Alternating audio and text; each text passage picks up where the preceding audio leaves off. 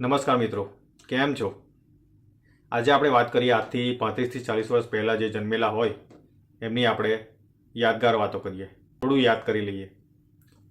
આપણે ક્યારેક રમતી વખતે કે સાયકલ ફેરવતી વખતે કોઈ દિવસ હેલ્મેટ પહેરી નથી, બરાબર ને?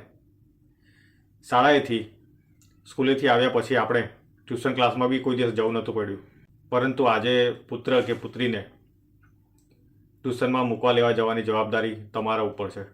શાળાએથી આવ્યા પછી પણ દિવસ આથમે ત્યાં સુધી આપણે શેરીઓમાં રમતા હતા, પણ ક્યારેય પોતાની રૂમ બંધ કરીને ટીવી જોવા બેઠા નથી.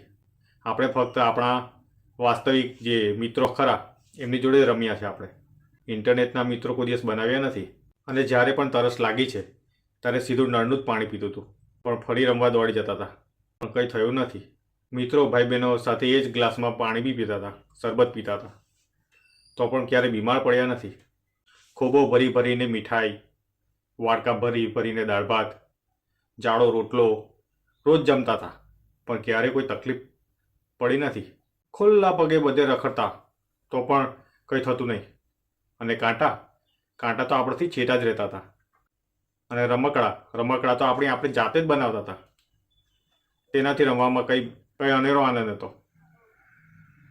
માટી સાથે રમતા હતા. માટી સાથે આપણી અનેરી લાગણી હતી.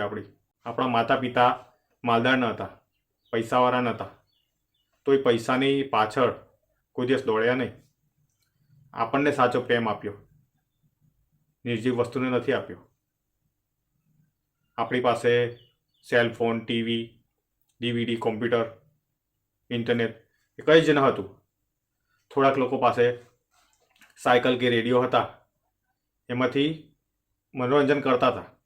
આપણા મિત્રોના ઘરે ગમે ત્યારે પહોંચી જતા હતા અને સાથે જમતા હતા. પણ ક્યારે તેમને ઘરે જવા માટે ફોન કરીને પૂછવું નથી પડ્યું. મામા, ફોઈ, માસી એ બધાના ઘરે વેકેશનમાં બહુ મજા આવતી હતી. સંબંધીઓ બી બધા ખૂબ નજીક હતા, તેથી આપણા દિલ ખુશ હતા. તેથી ક્યારે લાઈફ ઇન્સ્યોરન્સની જરૂર નથી પડી. તે સમયમાં આપણે બ્લેક એન્ડ વ્હાઇટ ફોટામાં હતા, પણ આપણે તેમાં રંગબેરંગી સ્મૃતિઓ જોઈ શકતા હતા.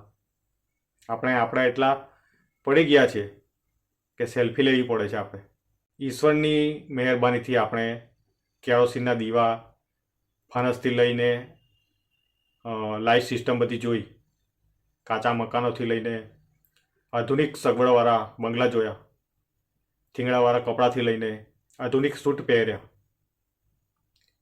સાયકલથી સફર લઈને પ્લેનની સફર જોઈ, રેડિયોથી લઈને સ્માર્ટ ટીવીનો ઉપયોગ કર્યો.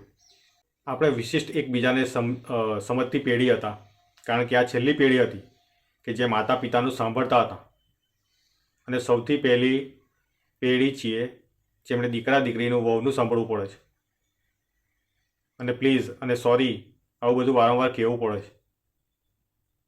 માટે જ અત્યારે આખી દુનિયામાં ક્યાં શું મળે છે તે બતાવવા માટે ગૂગલ નામનો બાપ છે, અને